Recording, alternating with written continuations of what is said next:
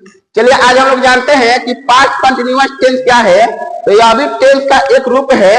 इसको बनाने के बारे में जानेंगे, इसका पहचान के बारे में जानेंगे और इसके वाक्य को कैसे जानने का प्रयास करेंगे कि ये पास्ट कंटिन्यूअस टेंस का ही वाक्य है।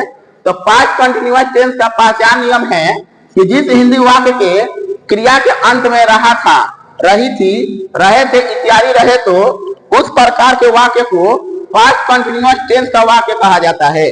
यानी जिस हिंदी वाक्य की क्रिया के अंत में रहा था, रही थी, रहे थे इत्यादि रहे, तो उस प्रकार के सेंटेंस को पास्ट कंटिन्यूअस टेंस का वाक्य यानी सेंटेंस कहा जाता है। जैसे मैं सो रहा था, यहाँ पर क्रिया है सोना, इसके अंत में है रहा था, तो मैं सो रहा था, यह पास्ट कंटिन्यूअस टेंस का सेंटेंस है। वे लोग टहल रहे थे, सीता हंस रही थी। इसका अनुवाद का नियम है या बनाने का नियम। अनुवाद का नियम या बनाने का नियम कहता है बाय स्ट्रक्चर रूल, यानी संरचना सूत्र के तहत subject plus was where plus before plus object plus OW यानी other word plus full stop. या और नॉट में कहता है कि आई के साथ वाज का प्रयोग होता है। पास्ट कंटिन्यूअस टेंस में आई के साथ वाज का प्रयोग होता है।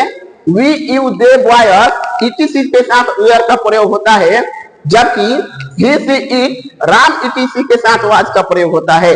और इसमें क्रिया का चौथा रूप, इस टेंस में क्रिया का चौथा रूप यानी बिफोर का प्रयोग होता है तथा अंत में फुल स्टॉप का प्रयोग किया जाता है। और हम जानते हैं कि आप लोग के समझ में आया हुआ होगा कि इस सेंटेंस को किस प्रकार बनाएंगे। उसके बाद पास्ट कंटिन्यूअस टेंस का यही रूल है बनाने का अफर्मेटिव सेंटेंस के लिए।